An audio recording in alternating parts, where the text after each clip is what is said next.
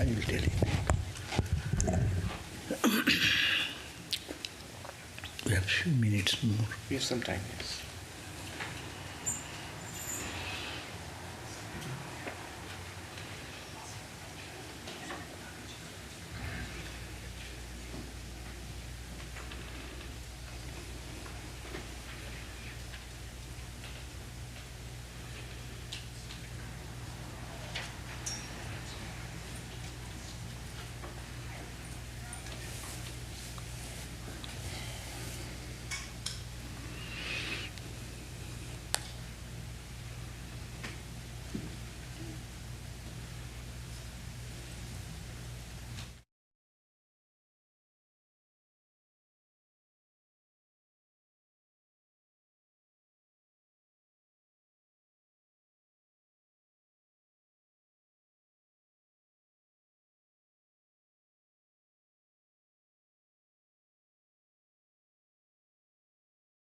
You have all joined us. I would like to request everyone to take out your mobile phone and turn it off or mute it. Apparently last night there was a lot of disturbance, so please take out your phones, put them in silent mode or turn them off. And your alarms, all those things. If you don't know how to do it, ask someone or raise your hand. Some people don't know how to silence their phones. Raise your hand. Someone who knows, one of the youngsters here will go and help you. Thank you.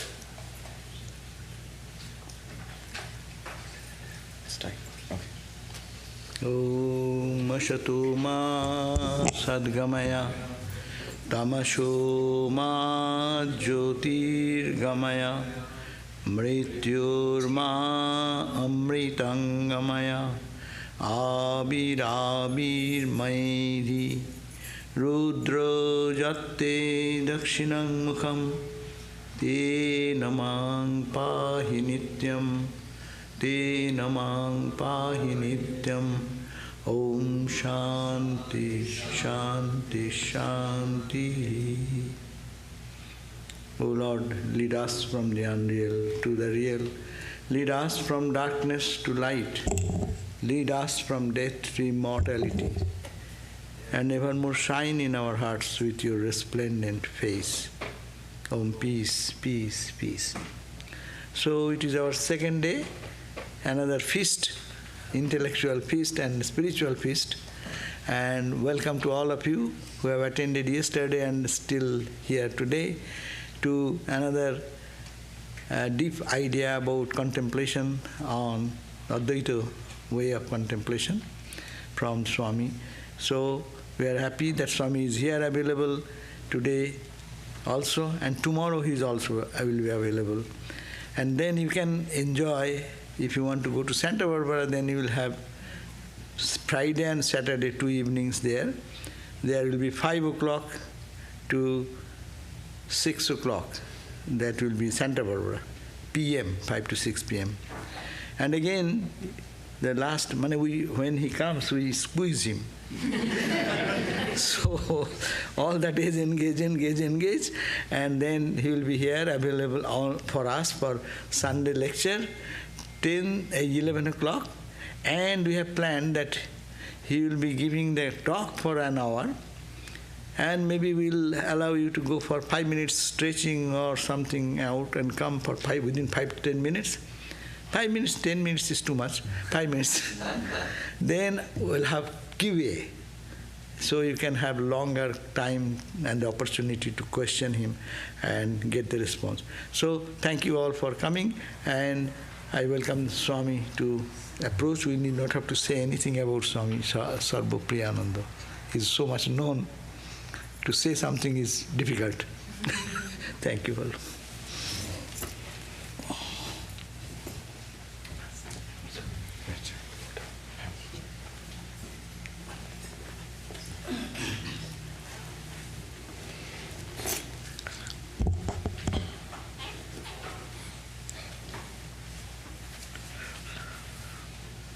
Om asato ma sadgamaya tamaso ma jyotirgamaya mrityurma amritam gamaya. Om shanti shanti shanti.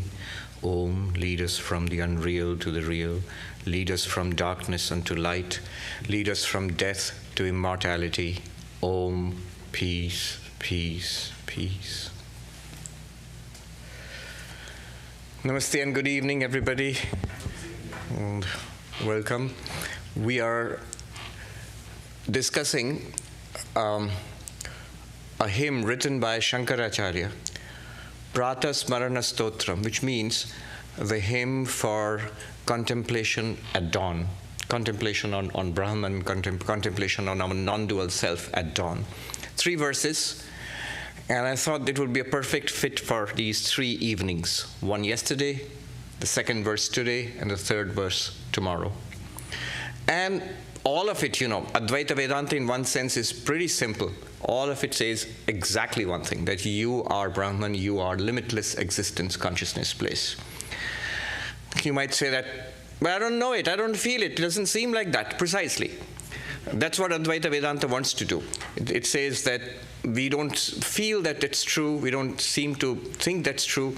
How can we come to see that we are not just bodies and minds? We're not even just these persons. We are limitless existence, consciousness, bliss, or in Sanskrit, Sat Chit Ananda. So this, in Advaita Vedanta, the spiritual journey is a journey from ignorance to knowledge, from not realizing to realizing, it's an aha moment, an eureka moment. Oh, so this is what I am. I was always this, I never knew that. Eureka moment that reminds me of Archimedes. We all read the story as kids, that how he wanted to measure what, volume? Mass? Density? Yeah. And then he was taking his bath and it displaced water from the bathtub. Now the new wrinkle to this story is, I recently read, he hated baths.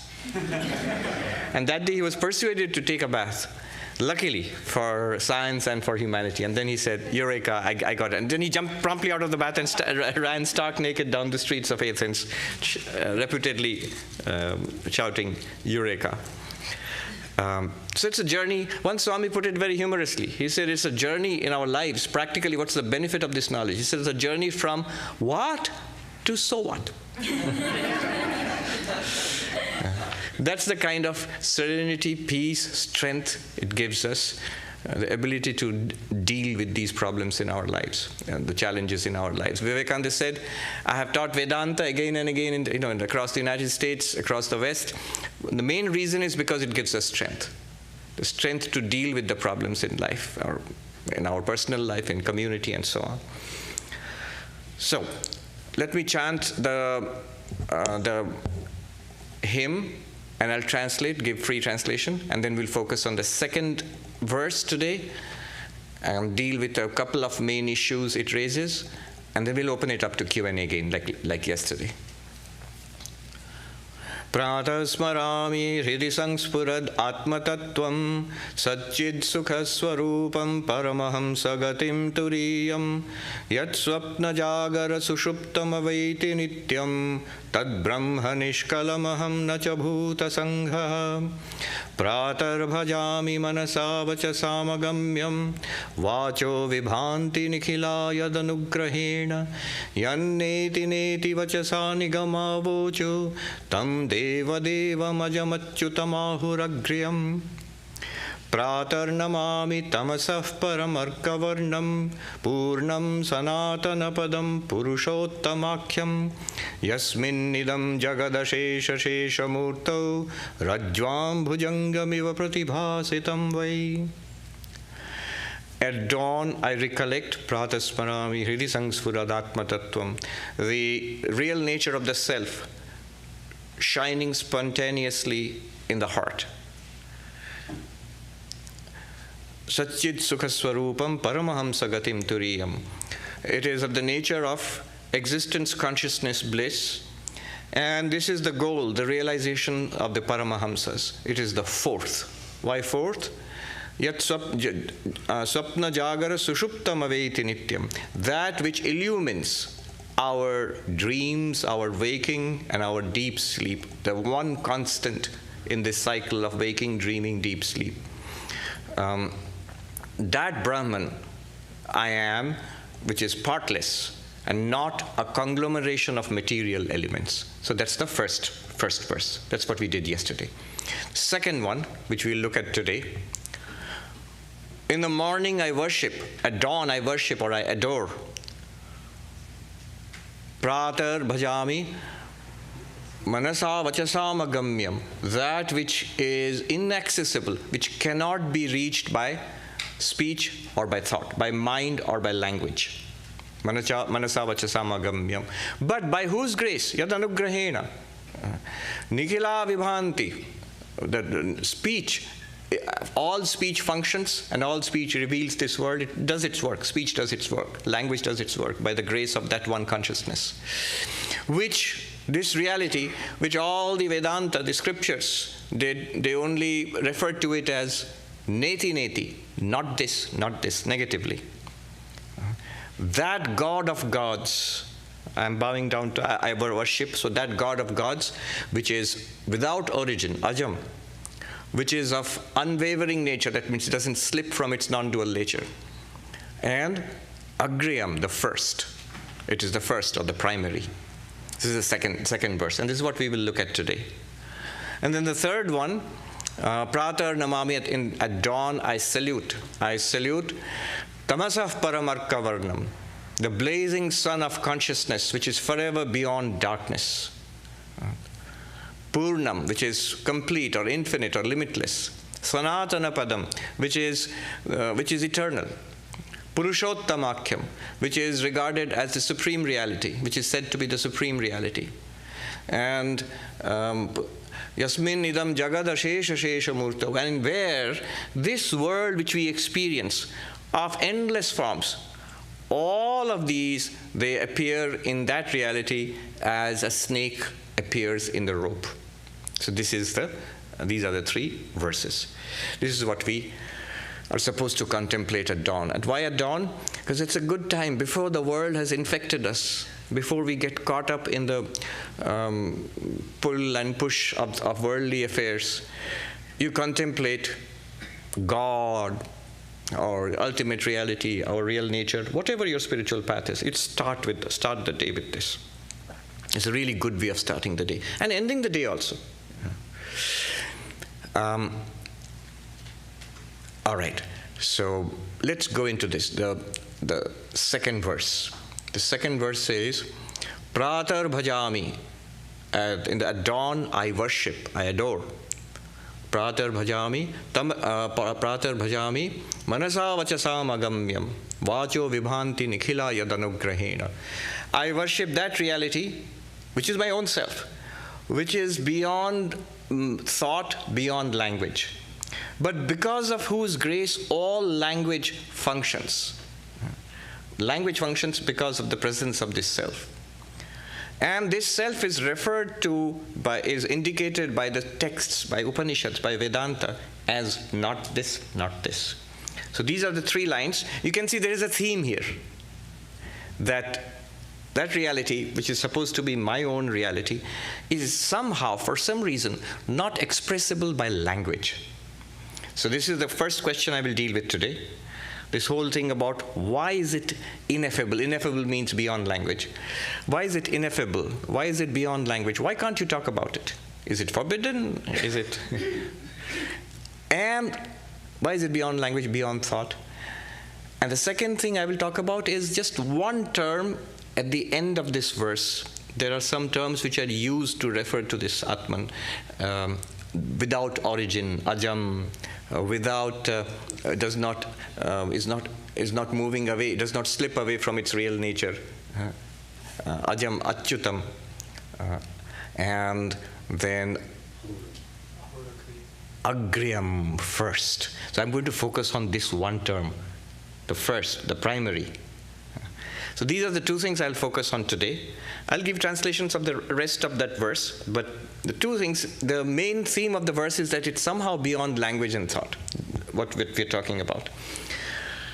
And the more we get what is meant here, why is the Atman, Brahman, the ultimate reality, beyond language, the more clarity we'll get about what we are, our true nature. And I will talk about this term, agriyam. So these are the two issues I'll take up this evening. All right, that it cannot be talked about, it's beyond language. You know, those of you who attended the Arati just now, you just sang this. Namo Namo Prabhu Vakyamanatita Manovachanaika Adhara. We sang this. Swami Vivekananda is referring to Sri Ramakrishna, though in that hymn, Sri Ramakrishna is not mentioned anywhere. It could refer to the ultimate reality. It could refer to God. It could refer to an avatar, incarnation. There, he ends the whole hymn of Arati, the evening Arati, with these lines. That salutation, Prabhu, to the Lord. Salutations to the Lord, who is beyond language and beyond thought, and yet is the ground of all linguistic usage and all cognition. And here we find in this same Shankaracharya writes, Manasa vachasam agamyam, not reachable by thought, not reachable by language. Why not? One reason is one reason could be, well, if you're going to talk about God, maybe God is too great to talk about.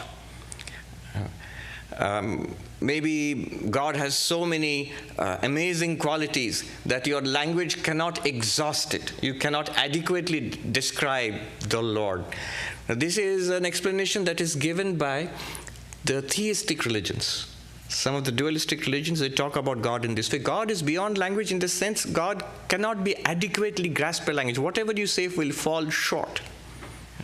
Ramanujacharya, the great teacher of Vishishtadvaita Vedanta, talking in a devotional mood about his beloved Lord, says, Ananta Kalyana Gunagana, endless auspicious qualities. If it's endless auspicious qualities, you cannot list it out. So it's you cannot express it because God is too great. God is too awesome to talk about. So in that sense, I looked it up. Ineffable. If you look it up online, one of the examples given of the use of the word ineffable is, the ineffable is what the Gentiles refer to as Jehovah. So that's the Jewish way of referring to God. The Jewish way of referring to God, you cannot speak of God. You cannot write or speak of God. You cannot utter the name of God because God is too awesome. It cannot be spoken of. And we say often the name of God in Judaism is Jehovah. But that's, I didn't know that the Jews say that it's the Gentiles who speak of God as Jehovah, not us. It's a wrong way of talking about God. You shouldn't talk about God. Cannot be spoken about. Now this idea, I'm going to set aside. Because yes, it's true. If there is God and God is too awesome to speak about, but notice, here we are talking about ourselves. Our real nature. Second, we may be pure consciousness, transcendent, whatever it is, but we are not a collection of infinite auspicious qualities. That much I can say. And the second reason why I'm not going down that path is because according to Advaita Vedanta, what's going on here is deeper. It's a problem in principle, not a problem of quantity. Our language is inadequate to deal with the great qualities of God. God is too extreme, too awesome to talk about. That's why we don't talk about it. No, not because of that. Even if you wanted to, you couldn't. Because there is something that language can do and something that language cannot do. And this is something that language cannot do. So there is a deeper philosophical reason. We have to enter into the philosophy of language to understand why language cannot talk about your real nature. So what I'm going to do here is, I'm going to first of all explain why from an Advaitic perspective, the ultimate reality is beyond language. And then I'll see how, what strategies have been developed in Advaita Vedanta to deal with this problem. Because it is a problem. Notice, for something that is beyond language, you'll say, Swami, you sure are talking a lot about something that cannot be talked of. You give lectures, and books have been written about it. So how are you talking about it if it cannot be talked about? How did the Upanishads, the Advaitic texts, and even the particular hymn which we are talking about, this is all language. This is all language. So how are you using words to indicate something that cannot be talked about? So in Advaita Vedanta, they have developed strategies. I'll talk about 5 such strategies where you can speak of the unspeakable. How you do that. So this is going to be this section of the discussion is going to be this. Why language doesn't work, according to Advaita Vedanta, and how you can, in spite of this problem, still use language to 5 workarounds. That's the term used? Workarounds to overcome this problem. All right. So Shankaracharya's approach here is, first let's take a look at what language can do, and then we will see why language cannot talk about our real nature as Brahman. What can language do? Shankaracharya says that language can function if there are any one of these 5 characteristics. Shabda pravritti nimitta hetu. The causes or the instigators of linguistic usage. That's a mouthful. What it means is, if something has any one of these 5 qualities or 5 characteristics, any one of them, then you can use words. It's a fancy way of talking. As when we get into it, you'll see it's pretty common sense. We all use it. We know what he means. 4 of them Shankaracharya has mentioned, and the 5th one was later added by Sureshwaracharya. So 5 characteristics. Any one of them will enable you to use language, to talk about anything. What are they? I'll give you the Sanskrit terms and then translate. Jati, Guna, Kriya, Sambandha, Rudhi. Let me translate. Class, then quality, action, relation, and convention. For good reasons, you're all looking mystified. What's all that? But it's pretty simple, actually. So what he says is that if an object belongs to a particular class of objects, you can use the class name to designate it. And an example he gives is a cow. So a cow there's a class of animals called a cow, and they share some characteristics in common. If you designate something as a cow, see, I'm talking about a cow, and we immediately know, by the knowledge of the class of things called cows, we know the characteristics of whatever you're talking about. We can use the term cow to denote that particular animal.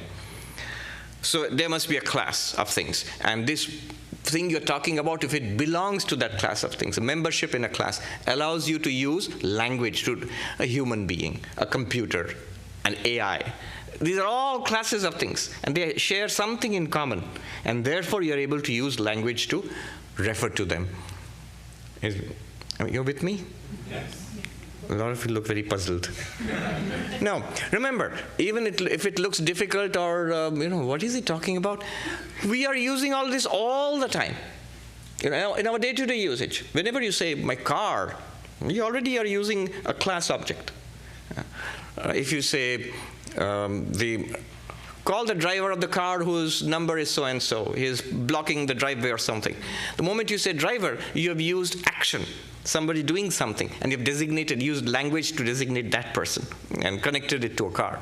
So, if it belongs to a class, won't work, because Brahman or Atman, Brahman according to Advaita Vedanta is ekam eva dvitiyam, one without a second, non-dual. There is no class of Brahman.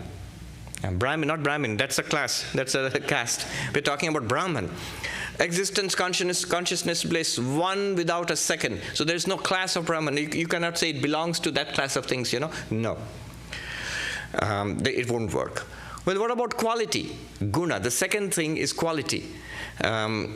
Quality is, if you look at the flowers there, yes, that will serve. If you look at the flowers in the shrine, if I say, oh, look at the big yellow flowers. What are they? You say, Swami, they are sunflowers. You immediately know what I'm talking about. the moment I said yellow, flower is a member of a class. Yellow flower, yellow is the quality, which distinguishes those flowers from the orange ones and the light yellow ones and the red ones, the multiple flowers of different colors. And one color, when I mentioned that particular color, you immediately understood I'm referring to that particular entity. So quality. Call that gentleman there, who's the gentleman who is tall. Okay, the tall one. It's a quality. Now, can you use this quality to refer to Brahman? Can you use quality to talk about? Yeah, you cannot. Because the one thing that we talk about in Advaita Vedanta, Brahman, the ultimate reality, is nirguna, beyond all attributes, beyond all qualities. A quality is something that can distinguish the quality possessor from that which does not possess the quality. Right? You can distinguish a red flower from a blue flower because one is red and one is blue. But if a thing has no quality at all, no distinguishing characteristics at all, then how are you going to use a quality to refer to that? It's just impossible. So because there's no quality associated with existence, consciousness, bliss, you can't refer. It's not a red Brahman or a blue Brahman or a tall Brahman or an obese Brahman. No. Tall and obese refer to the body. Red and blue refer to the dress or whatever. But Brahman itself, no. It's not even a happy Brahman or a particularly sad Brahman, but that refers to the mind. Brahman itself, existence, what quality does it have? Awareness itself, what quality does it have? So, then another possibility of using language is action. As I indicated, oh, who cooked this dish? The cook has to be complimented. This is a very delicious dish. Now, how are you using language? By somebody who did something, cooked this dish. Compliment the cook, the chef. So a person who performs some action. Call the driver. Who is the driver of this car which is blocking the driveway? We are talking about the driver performing an action, driving a car, cooking a dish. Can you do that for Brahman?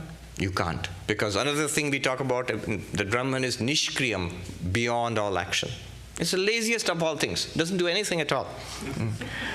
The entire universe is created, exists, whirls around and disappears back into it. If you ask Brahman, why did you do that? Brahman will say, what? I didn't do anything. So Brahman doesn't do anything at all. Nishkriyam. Beyond all action. If it's beyond all action, you cannot use action to point to Brahman. Then you would say, but doesn't Brahman create the universe? God is the creator of the universe. That from which the universe was born, in which the universe exists, into which the universe disappears. So can't you use that to designate Brahman? And Upanishads, apparently that is done. In the Brahma Sutras, Brahman is defined as janmadhyasya yataha, that from which this universe is born, in which this universe exists, into which universe disappears. So aren't you using action when you say God is the creator? Aren't you using action? True, but it won't work in Advaita Vedanta because God is not really, Brahman is not really the creator of the universe. There's no real universe to be created. So in reality, Brahman has not created the universe. So you can't say that Brahman, you can't accuse Brahman of creating the universe. So action also won't work, but Brahman doesn't do anything. Then the fourth option of using language is, one can use words if there is a relationship. You say father, or if you say teacher. But notice, all relationships require two or more terms. A teacher is a teacher. Here is a teacher if there are students. Two or more terms. Relationship in Vedanta, in Nyaya, is defined as dvinishta sambandha. Relationship is between two terms, at least. You immediately know why that won't work. Brahman is non-dual. Non-dual. The very word Advaita means non-duality. There is no second reality apart from Brahman. It can appear to be a universe of multitudes, but in reality, nothing here constitutes a second reality to Brahman. There's no countably second. See, it's like this. You look out into the Pacific Ocean, you see 10,000 waves coming up and disappearing. Count them, thousands and thousands and thousands of waves. But if you count water, the moment you count water, none of those waves or the surf or the bubbles or foam, none of them constitute a countable second apart from water. Because they are all nothing but water.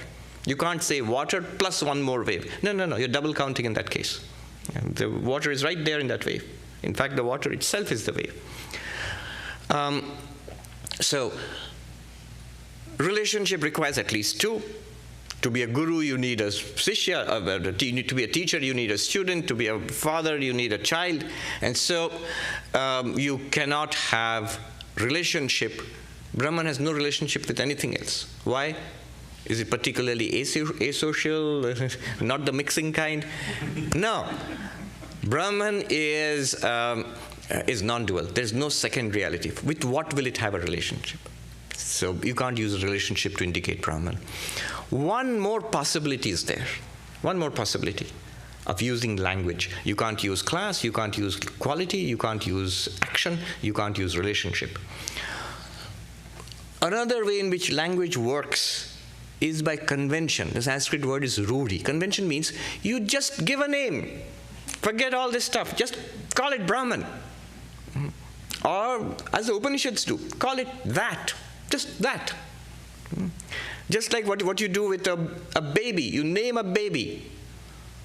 By the way, right now, the gender thing is so strong, you're not even allowed to say baby. They're babies. Not Devi, not D-E-V-I. They, T-H-E-Y, baby.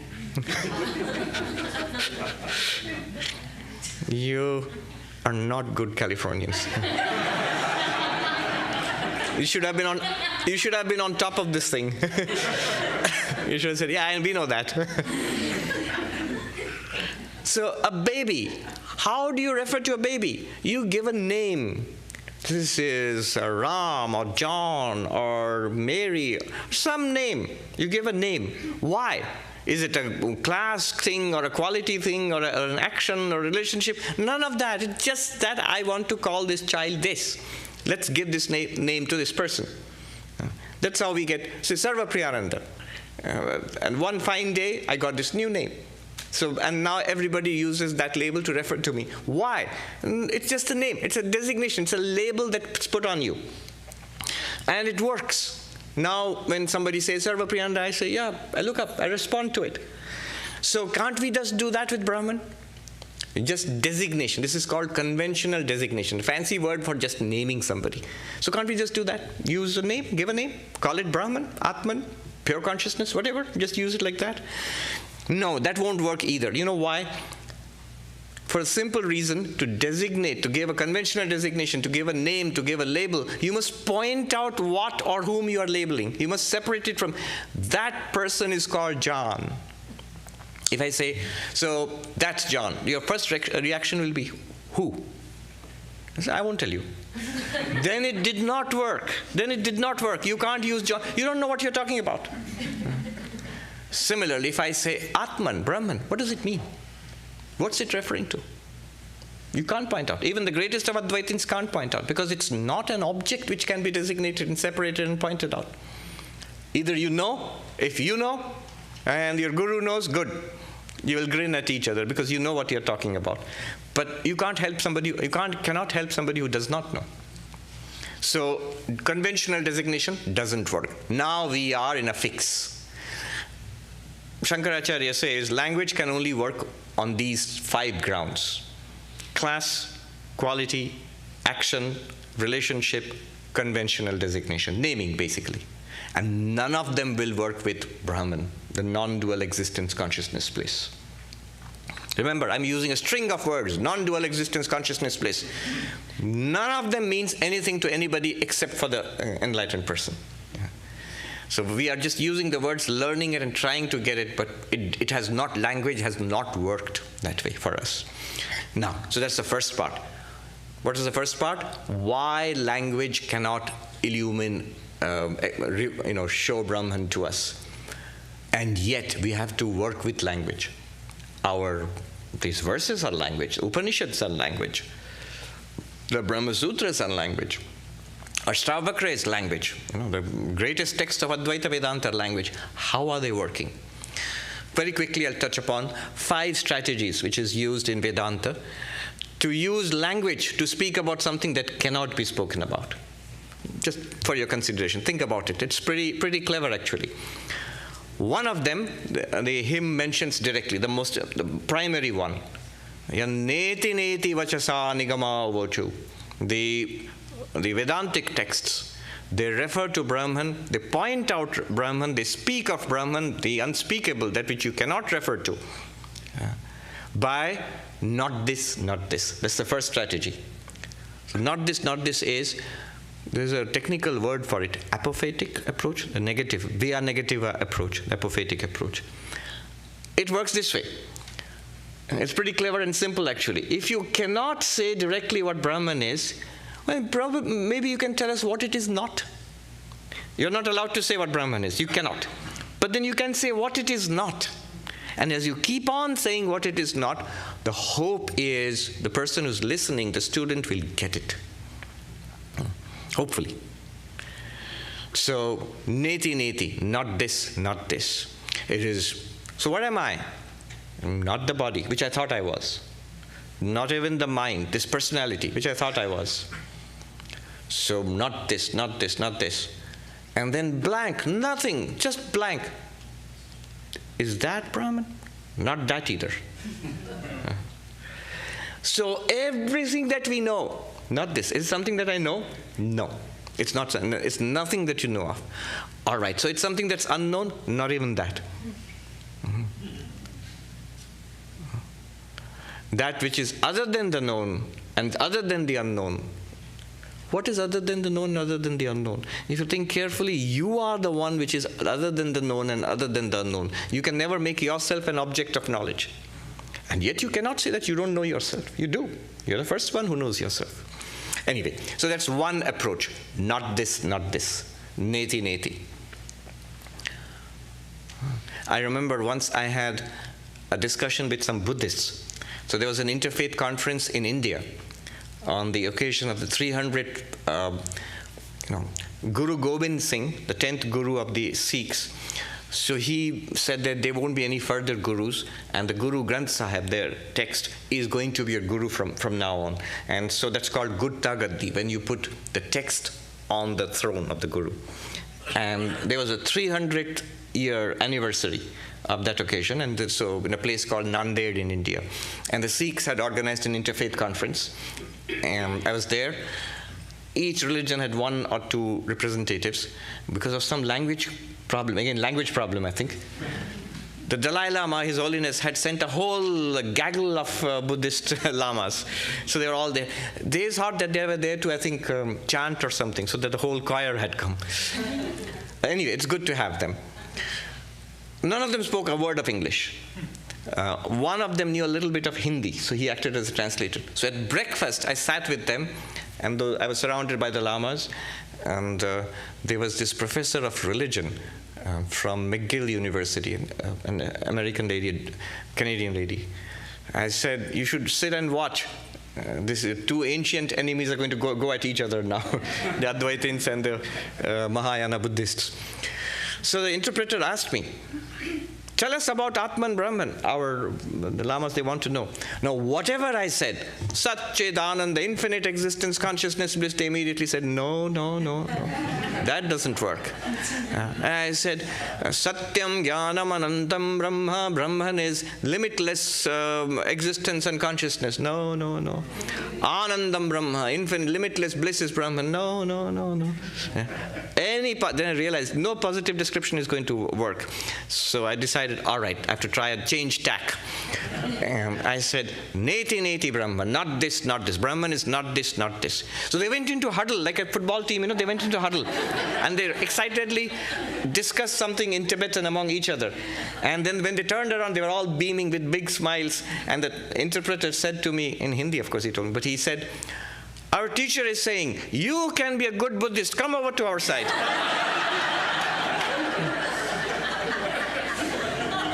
Neti neti, that's the first strategy. In the Upanishads you find, not this, not this. The second strategy to work around, where you don't have to, where you can express something that cannot be expressed usually by language, is paradoxical language. Tadejati, tannejati, taddure, taddvantike. Isha Upanishad says, that moves and it does not move. That is the closer than the closest, farther than the farthest.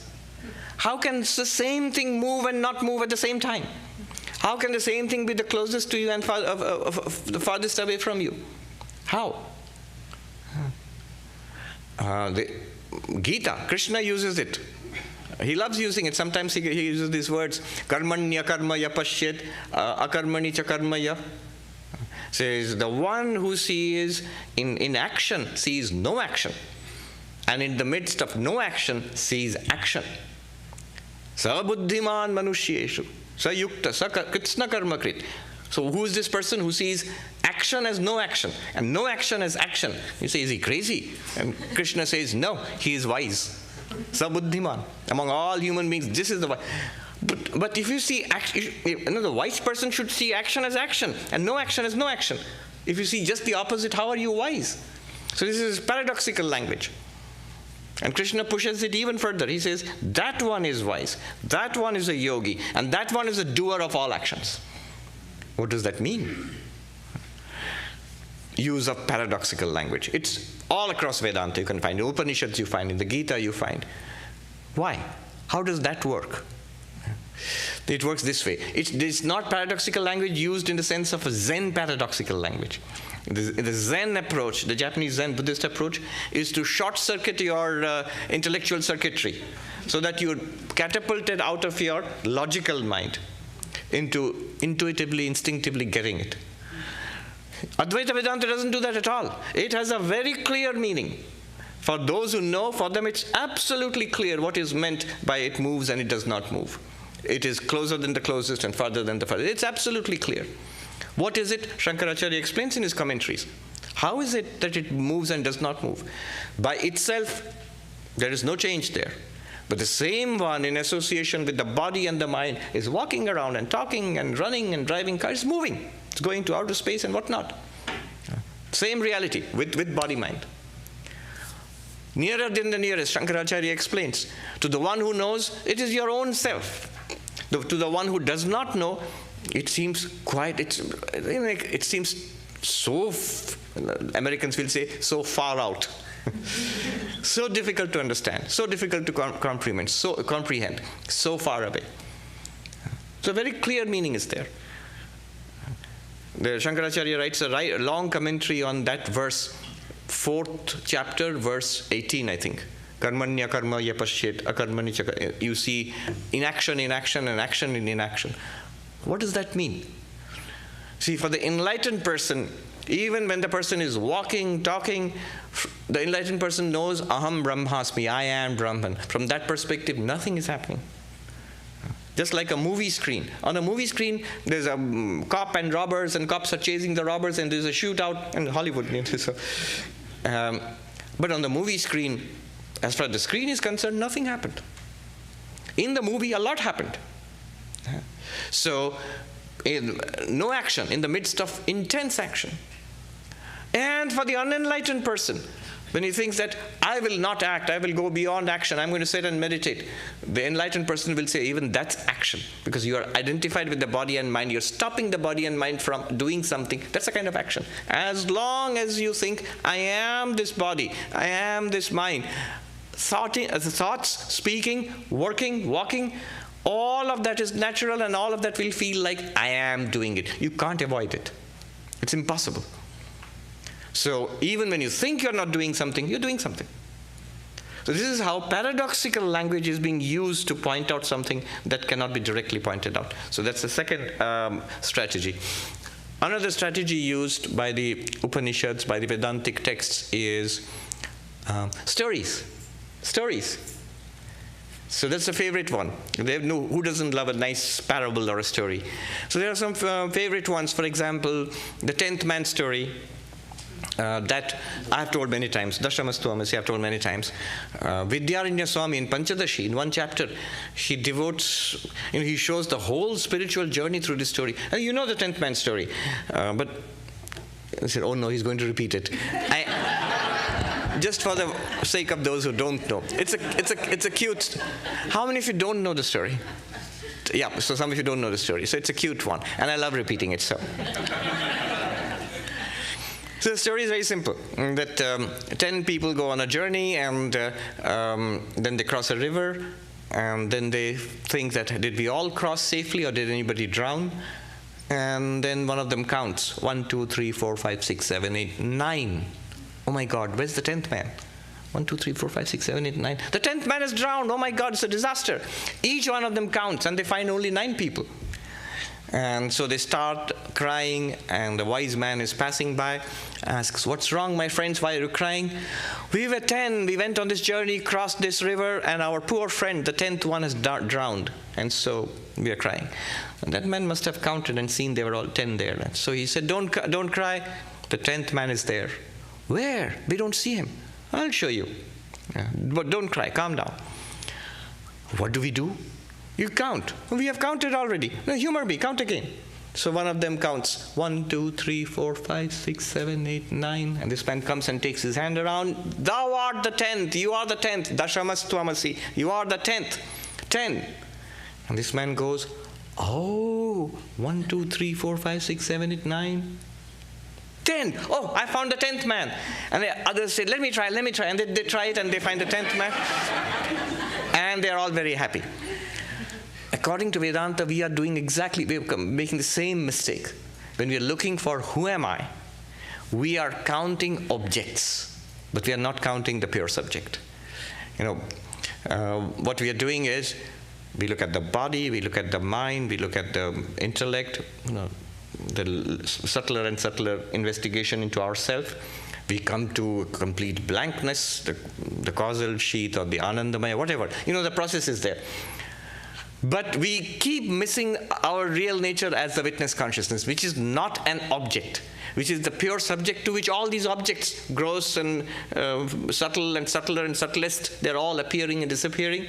Body and prana and mind and the intellect and the anandamaya, for which causal sheath, for which there's really no English equivalent. They're all appearing, acting, moving around, disappearing. To you, the consciousness, but we don't get it. Because we are like that guy who was counting 9 and he couldn't turn this way. This is a story. That story works beautifully. It's very subtle, the story, how it works. There are many aspects of it. Vidyaranya Swami in Panchadashi, he says that this story shows us the entire spiritual journey in 7 stages. The 7 stages are, I'll give you the Sanskrit names and then the English translations. The 7 stages of the spiritual journey are avarana, ajnana, avarana. Ajnana is ignorance. Avarana is veiling. Vikshepa is sorrow and suffering. Paroksha jnana, indirect knowledge, what you call theoretical knowledge. Some people say, I understand it intellectually. That's paroksha jnana, indirect knowledge. And aparoksha jnana, 5th, direct knowledge, realization. Then the 6th one will be dukkha nivritti, transcendence of suffering. And then finally ananda prapti, attainment of joy. And look at what happened in the story. First, there is an ignorance about what constitutes the 10th man. That's ignorance. And we have an ignorance about who we are. According to Vedanta, we don't know. Then coming from that ignorance comes veiling. That the existence of the 10th person is somehow veiled from the person who's counting. Doesn't understand who the 10th person is. So avarana is veiling. I don't know, and then it's veiled. It doesn't exist anymore. Avarana. It means, I don't know. You're saying, I am Satchidananda. I don't know that. I don't know that, and it doesn't exist. It doesn't exist. Just like the 10th man, exactly what is the 10th man, I don't understand. The next thing will be 10th man doesn't exist. Then the result of that will be vikshepa, sorrow. Oh, alas, the 10th man, our friend, is drowned. And we feel, alas, I am this body, this mind, and I'm trapped in samsara and all the ups and downs. And after all the trouble that I take, one guaranteed thing is, I'm going to die. So there's one absolutely guaranteed terminal disease. It's called life. With 100% fatality. So this is sorrow. And then there comes paroksha jnana. Paroksha jnana is indirect knowledge.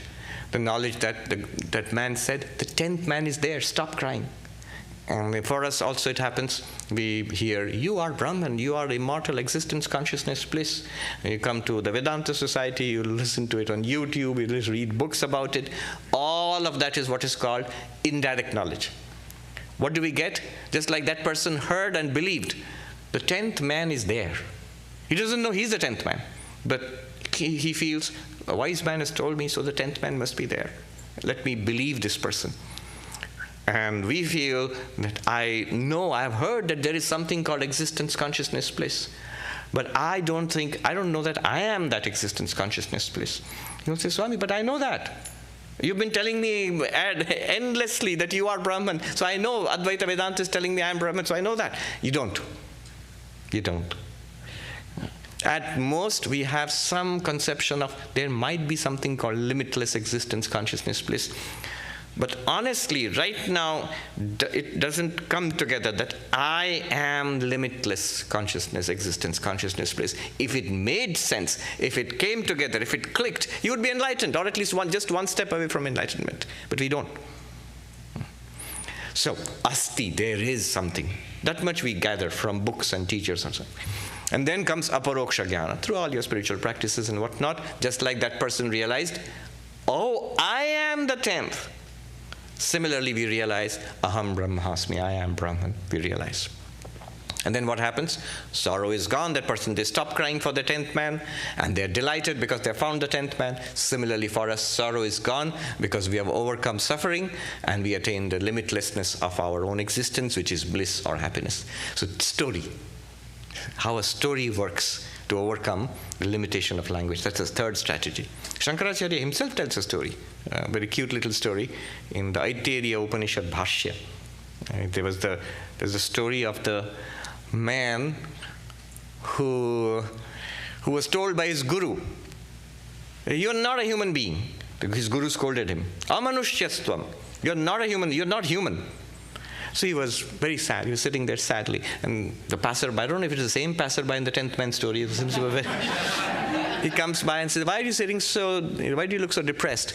My guru told me I'm not human. I'm not human. So the passerby said, look, what are the non-human things? Animal. Are you an animal? He said, no, I'm not an animal. Are you a plant? He said, no, I'm not a plant. Are you a rock? I'm not a rock.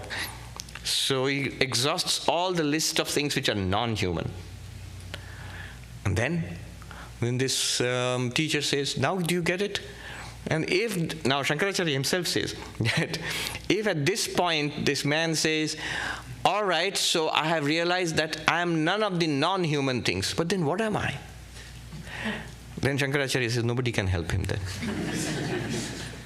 You might say, why not? You just tell him you are human. In the case of this story, you can tell that person that you are human, because human and non-human, you can talk about it.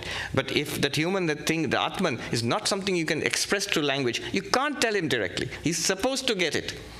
I am not the body, not the mind, not the intellect, and so on. If you do that and follow it in your own experience, you must come to the point where you have this eureka moment, whether you run around in the streets of LA saying, I've got it. So this is how stories work. That's the third strategy.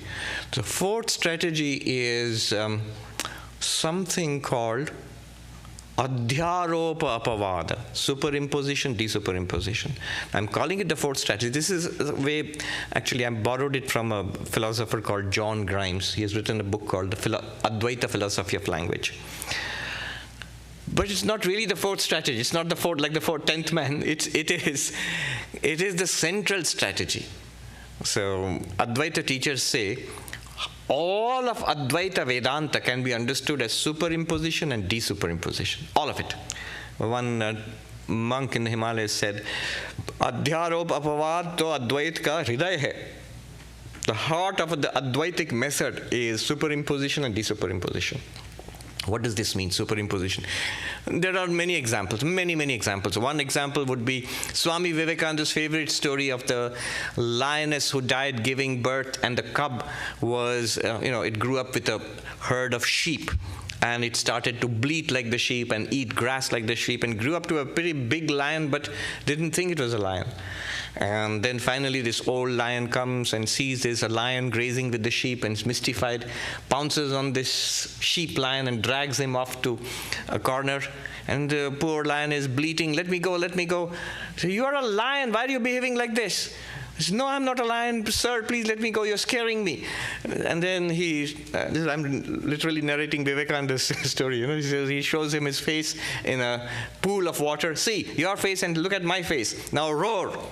And so he realized he was a lion. Now the whole sheep identity was a superimposition. He felt he was a sheep, and he acted like one, and behaved and reacted to the world like one. But then he realized that he was a lion. And so the superimposition is an identity, it's a false identity. That's why it can be shaken off. It can be shaken off. And then you realize who you truly are. Exactly like that, we who are spirit, who are consciousness, limitless existence consciousness bliss, who are divine by nature, we think we are bundles of matter. Born and aging and subject to death. So, this is called superimposition and desuperimposition. There are many such stories which the monks use to explain what is going on in Vedanta. They do this, for example, a student came to a master to learn, sir, I have a question, what is space? And this master said, space, that's pretty easy. Here, in front of you. Oh, the ashram. No. Beyond that. Oh, the fence. No, beyond that. Oh, the fields. The master said, it's not working. Okay, you stay here. And here's a garden, you plant sunflowers or some flowers or something like that, and you tend that garden, and you stay in the ashram.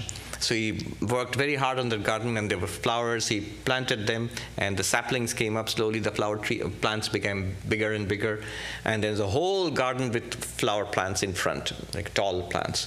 One day, the master told the student, now, get to work. Here, take this sickle and cut everything. All of it, yes, cut it, just now.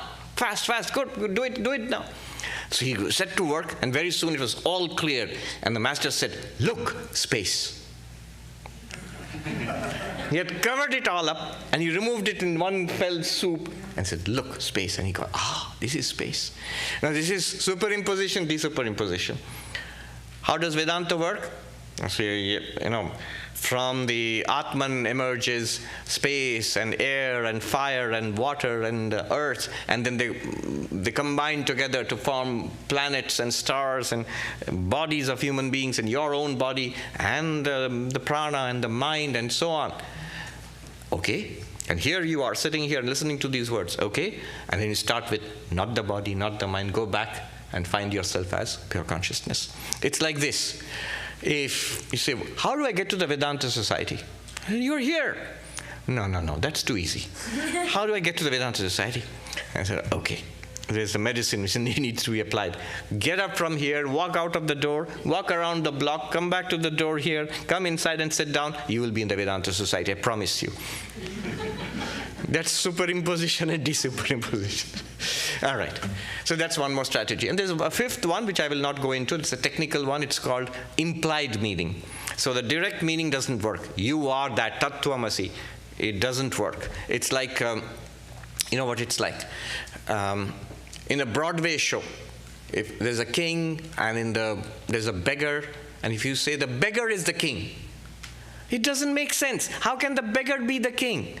The king is powerful, the beggar is powerless. The king is rich, the beggar is poor. The king has different dialogues, the beggar has different dialogues. Look at the king's dress, look at the beggar's rags. They're all different. How can the beggar be the king? But you know what it means. It means that the same actor is playing both roles. If you go to the green room, you'll catch him changing from the king's dress into the beggar's rags, or from the beggar's rags into the king's dress. It's the same actor, the same guy who's acting as the beggar, who's acting as the king. That's what you mean when you say the beggar is the king. On the face of it, doesn't make any sense. The implied meaning of the beggar is the actor, the Broadway actor. The implied meaning of the king is that it's not a king, he is the actor.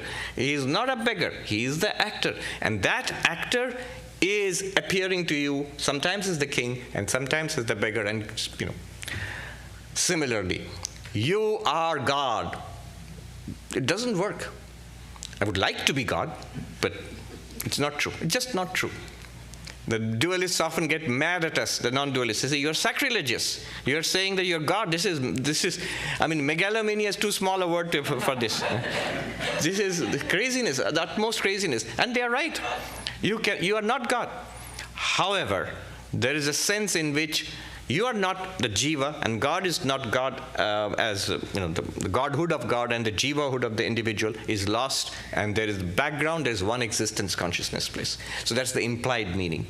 So these are the 5 strategies by which you overcome this problem, the ultimate reality being beyond words.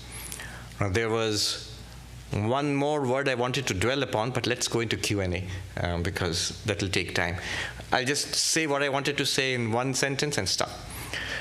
The word was agriyam, first, primary. And there's a beautiful discussion of how Satchidananda is primary. It is existence first, then all existing things. It is you as consciousness first, and then all experiences, worldly or spiritual. The entire display, as a Tibetan Lama put it. When you're enlightened, you will see in that one consciousness, the entire display of what used to be samsara, that very thing now appears to you as nirvana. You are that consciousness in which the displays of samsara and nirvana appear like magic shows. Okay. And it is you, the Atman, which is ananda, which is bliss. First you, and all of it is meant for you. You are first. So, Sat, existence is first. Chit, consciousness is first. Ananda is first, is primary. In that sense, agriyam. Okay, I'll stop here and let's take some Q&A. Let's do some Q&A. That's more important than going on and on. There's a gentleman there. Just raise your hand and, tell us your name and ask the question.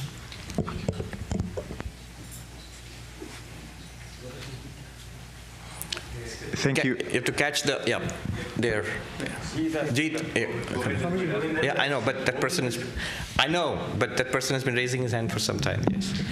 So, please ask the question. Thank you for the class, Maharaj. I am Govinda, and I wanted to ask on the story of the lion and the sheep. The lion realizes that he is a lion, but because of that realization, he won't behave as a lion like 100%. It will be a little bit difficult for him to catch the prey and behave as a lion 100%. It will take some time to adapt. Is that the case with an enlightened person when he just realizes his true nature? Yes, that's true. When one realizes that I am not the body, not the mind, there is still an inertia of body-mind which continues. If spiritual practices such as purification of the mind, meditation, prayer, all of these have been done to a great intensity, then you're able to live the life much more easily. Otherwise, they might put up a tough fight. That's why I like Swami Vivekananda's definition of religion. Everybody memorizes and talks about it. But notice, religion is the manifestation of the divinity already within us. He didn't say religion is the knowledge of the divinity already within us.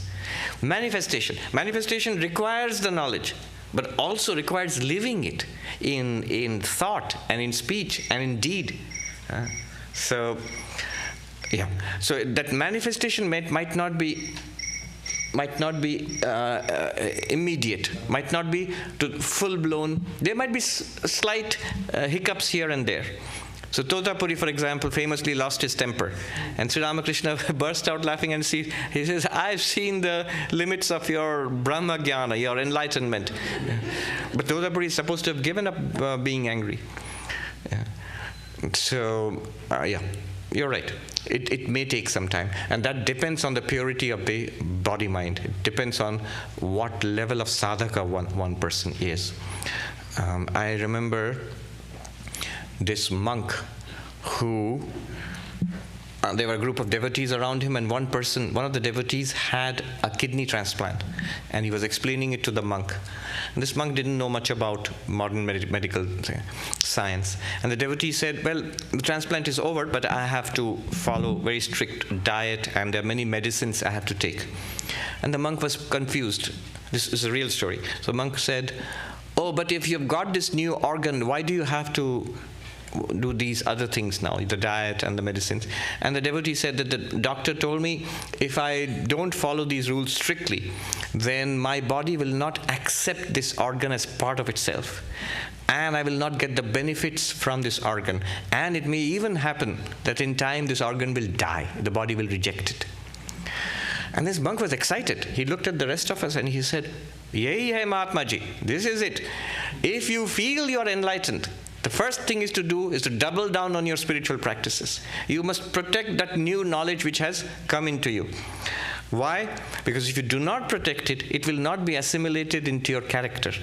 Second, you will not get the benefit from it, the joy, the peace, overcoming of suffering. And third, knowledge, if it's a genuine breakthrough, it will never die. It will always be effortlessly available to you. But it may get covered over by your samskaras who get overwhelmed.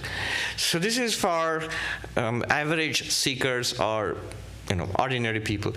If you do get an insight, don't be in a hurry to claim that you're enlightened. It's much safer to be enlightened and claim that you're on the path than to be on the path and claim enlightenment. So it's much safer, much better for yourself and for everybody else to claim that, all right, you're a seeker on the path. Namaste, Swamiji. My name is Arvind, and my heartfelt gratitude to you. I've been following you since almost 11 years, and I have so much of gratitude for all the monks of Ramakrishna. Now, having said that, I apologize for asking you this question, but is there anything, any person here, or anything which we see, hear, taste, touch, smell, perceive, think, other than Sri Ramakrishna? Repeat that question. Is there anything? Is there anything here, any person, anything, living, non-living, anything which we see, hear, taste, touch, smell, or perceive, think, other than Sri Ramakrishna here? No, there isn't. This is the definition of enlightenment, the Kena Upanishad. Pratibodha viditam matam amritatvam hi vindate. That means in every conscious experience, when you experience Brahman, or if you have Sri Ramakrishna as your Ishta Devata, you will experience it's all Thakur, it's all Sri Ramakrishna. Do you want to complete the question? Yes, and having known this, isn't the liberation from birth and death the last carrot the mind throws at you? Yes, you're right. Once you know this, once it's clear to you and it's effortless to you, you will also realize the bondage and the freedom from bondage, both are play of Maya. This reality which you now know or you realize or you feel, there was never a time when it was in bondage, never a time when it required liberation, nor is it now said to be in liberation. It's always self-liberated in that sense. I remember a story I heard about Swami Shraddhananda ji, who was here in Sacramento. He told this story about Swami Subodhananda, a direct disciple of Sri Ramakrishna. This was in Belur Math, in the veranda near Swami Vivekananda's room. And Subodhananda ji used to sit there and read the Adhyatma Ramayana, which is the Ramayana but with a very Vedantic slant. And he was reading it and looking up and laughing, and reading it and looking up and laughing. So Swami Shraddhananda couldn't contain himself. He went and asked Swami Subodhananda, "What are you reading? And what are you seeing? And why are you laughing?" He said, "I'm reading in this book. This book tells me that Jagat, Brahma Satyam, Jagat Mithya, the world is false, is an appearance. And I look up, when you see from that veranda, you see the Ganga and the city of Calcutta on the other side. Yes. What I see is heaps of ashes, chai dhipi. And I laugh. And I look back at the book, and the book is telling me Brahma Satyam, Brahman alone is real. And I look up, and I see that everything is Thakur. Yeah. The same thing. Yeah. As heaps of ashes and as Sri Ramakrishna. Yeah. Thank you so much. Thank you.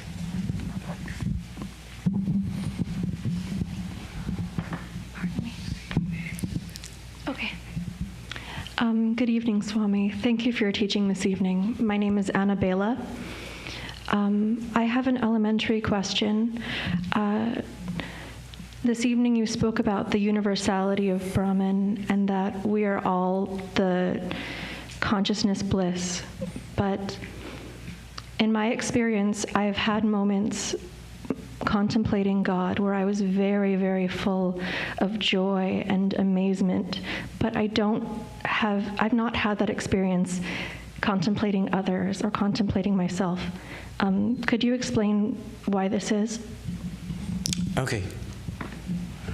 I think what she's asking, if you make it precise, that when you think about God, you're filled with bliss and joy and peace. You don't get that if you think about yourself. And good that you don't get it. If you think about myself, God is vast, I'm so small. God is all auspicious, I'm suspicious. This is the other way around. So when we say we're talking about the self here, it is not the apparent self. It is, first of all, looking into who we are and then discovering God in ourselves and then contemplating God. It comes around to that. It's not contemplation of the individual self. That would be that's literally self-obsession. That is being wrapped up. A lot of people are like that, especially in this day and age. You notice, I'm very aware of myself. That's a red light. And then they will go on for hours and hours talking about themselves and their little feelings and their little experiences. Nobody's interested. Isn't that the definition of narcissism? Yes, it is. It is. And we have an oversupply of narcissists in this day and age. Yeah. That is not self-contemplation. That's not attractive neither to yourself nor to anybody else. And so you're right. You're not supposed to. You see, immediately in Advaitic the path, the first thing that you go beyond is the little self. I'm not the body, not this personality.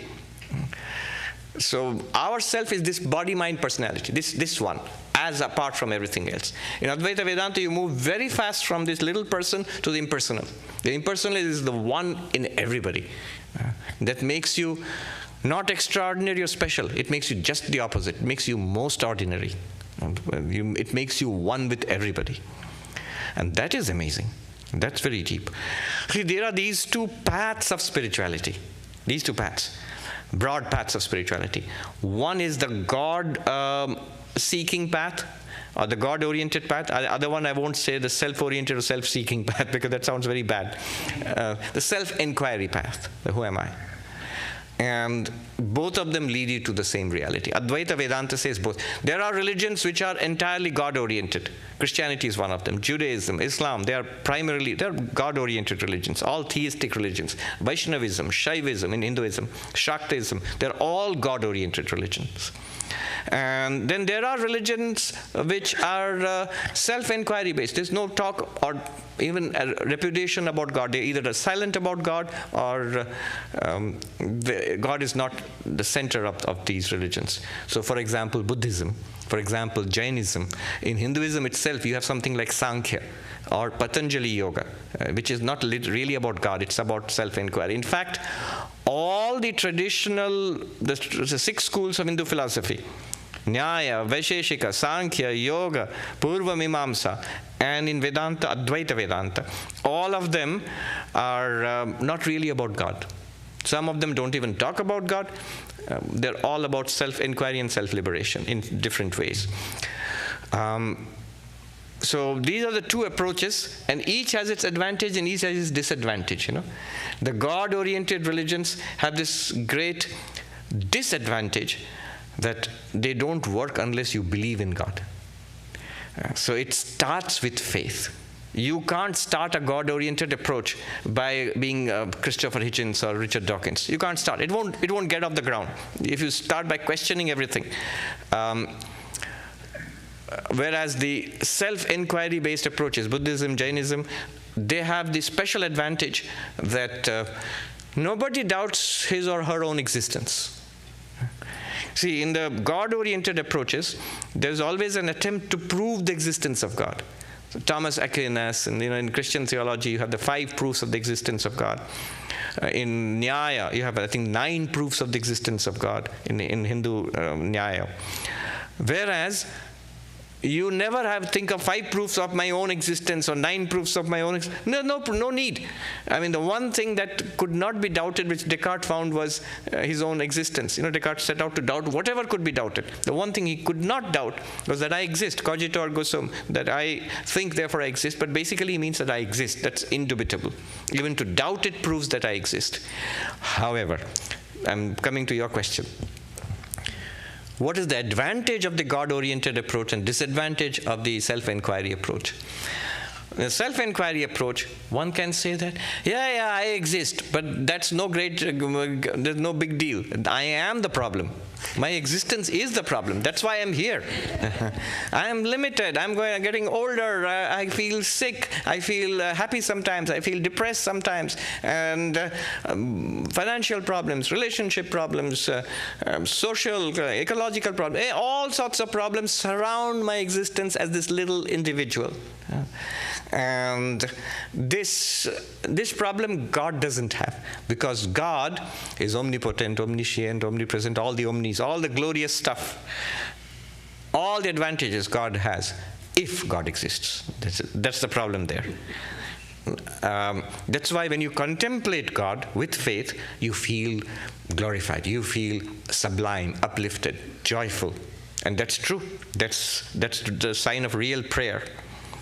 If you try to turn that kind of attention into yourself, it's terrible. Don't ever. That's a bottomless well of self-obsession. But that's not what the self-inquiry religions do. Buddhism and Jainism, they'll immediately, first thing they do is deconstruct a little person and try to go to something vaster. Now, last word. Obviously, I'm going to prove the superiority of Advaita Vedanta here. What Advaita Vedanta does is, it brings the two together and gets rid of their disadvantages and capitalizes on their advantages. It brings the infinitude of God and the absolute certitude of your own existence. It brings them together into a certain infinitude. I am Brahman. That is a certain infinitude. Absolutely certain that it exists, there's no doubt about it, and it's an unproblematic, limitless existence. That's what Advaita Vedanta is pushing us towards. Yeah, this is a very, very good question. Namaste, Swamiji. Namaste. Babu Bangaru. Yes. I used to come to see you in New York. Yes. I followed you here. I'm glad I'm able to see you again. I'm trying to formulate this question in my mind. I hope I can get it right. I'm not sure if I can. Is there objective reality in Advaita philosophy? Okay. Yeah, I understand the idea, maybe I shouldn't say I understand, that one can understand the idea that consciousness exists in all of us, but all of us see the same objects here and there. You see the table, I see the table. Mm-hmm. What is the explanation for that? Okay, so you have asked two different questions actually. The second part is easier actually. What you're asking is, if we are consciousness, how is it that we are all seeing this, a public shared reality? We all agree that we are in this hall, beautiful hall, here is the temple, and the Swami is there, the table is there. We all see this. It's a public shared reality. We're all interacting, we can see this.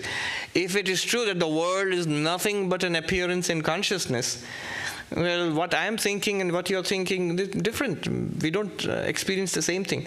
It's only because this world exists independent of my consciousness, of your consciousness, that we can come together and both of us can experience this world. So that's the question. Yes. That's the question.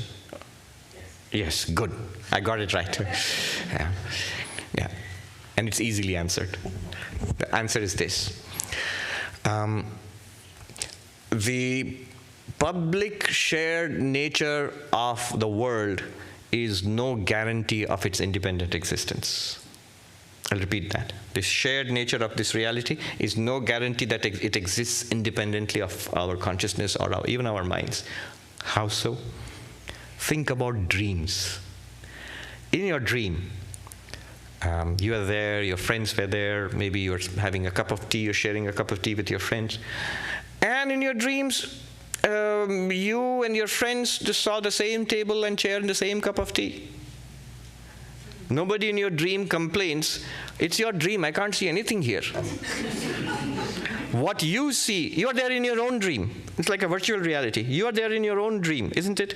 And there are other people in your own dream. And they all seem to inhabit the same world. They seem to have a shared reality. But when you wake up, you realize all the people in the dream and that so-called shared reality and you in your own dream, all of it was a projection of your dreaming mind. That's a fair description of a dream. How would you distinguish this from that dream? You cannot. How would you distinguish it from a virtual reality? How do you know that this is not some kind of a projection? And it doesn't require, our Advaita or virtual reality. 300 years ago, Descartes did the same experiment. He said, he didn't have the virtual reality, and he just said, suppose a malign demon projects a universe, supplies you with sights and sounds and smells and tastes and touch and thoughts. Then wouldn't you feel you are actually inhabiting a real universe?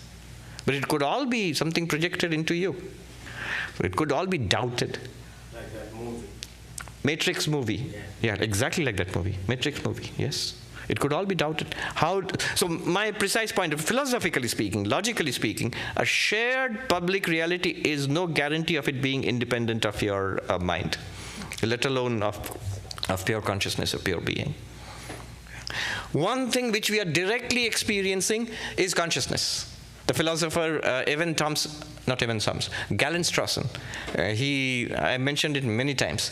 He wrote this half humorous, half serious article in the New York Times called "The Hard Problem of Matter." He said there's no hard problem of consciousness. Why? Consciousness is evident to all of us. Aren't you all conscious right now? Someone says, Swami, barely. Wrap this up quick. I'm losing consciousness very fast. But we are all conscious. I need some more vigorous response. Are you conscious right now? Yes. Everybody will tell you that we are conscious. If you can speak, you'll say, I am conscious. Because my every experience shows me that I am conscious. There's no doubt about it. And then the philosopher says, Strawson says, and then we somehow assume that this consciousness is generated by the brain, and then we can't explain how it is generated by the brain, and hence hard problem. Right? Consciousness is there, and then through the consciousness I'm aware of a world, of the body, of the brain, and so on, and then I come to the idea that the brain is generating this, but how is the brain generating this consciousness? I can't explain it. Hard problem. No, but if you take a look at our direct experience all the time, you are conscious. That is the first data that you have, that I am aware. And then what are you aware of? You are aware of matter. Next thing which comes in your consciousness is matter, is the body. And if you look into the body, the brain, if you look into the world outside, the world, as you said, a shared reality, all of this comes second, comes to you after you admit you're conscious. Then your question really should be, I am consciousness, that's clear. There's no problem here. But what is this matter, this universe, this body appearing to me in consciousness? That should be your question. And then Galen Strawson says, and when we investigate that question, we find matter is disappearing before our eyes. As we investigate, as physics advances more and more and more, matter is becoming entirely mysterious. We don't know what matter is, and he calls it the hard problem of matter. There's no hard problem of consciousness. He's sort of half joking and half serious about it. Okay. If you are a manifestation of consciousness, I am a manifestation of consciousness, your projection is different from my projection, or you exist only in my projection? I am not a manifestation of consciousness. You are not a manifestation of consciousness. You are and I am consciousness. And all of this is a manifestation of consciousness. Some of it is common, like this physical universe which we seem to be sharing, and some of it is mental, which is different for each you and me. In each case, it's a different mental universe. That's why our waking can be shared, but our dreams seem to be different, because that's mind-based. This is mind and body-based. But the whole thing appears in one consciousness. Well, do you think he's thinking of Drishti-Shrishti-Vada? Yeah, so then from there we will make a fork into something called Drishti-Shrishti-Vada, something called Srishti-Drishti-Vada. So Srishti-Drishti-Vada is the Vedantic cosmology which says the world exists. It's not your projection, it's not my projection. It really exists. The way you think it, common sense, it exists. How does it exist? It is consciousness with the power of Maya, which has projected this world and then projected itself into tiny pieces of this world as individual sentient beings. The power which projected this world is called Ishvara or God, who has really made a world, and then appears in and through all of us as individual sentient beings. And for us, this universe is quite real. It's solid out there. It's not in my mind. I can think of a table, that's in my mind. This table, however, is not in my mind. This is called Srishti-Drishti-Vada. There is a universe, and then you experience the universe. This is common sense. This appeals easily to common sense. Then you can do science. You can have society, you can have laws, you actually feel your interaction. So this is very close to the way we feel about the world, automatically, instinctively. So is this what Advaita says? Not at all. This is completely wrong. And then they will show you that it's only in consciousness all of this is appearing. But they say the starting point is common sense.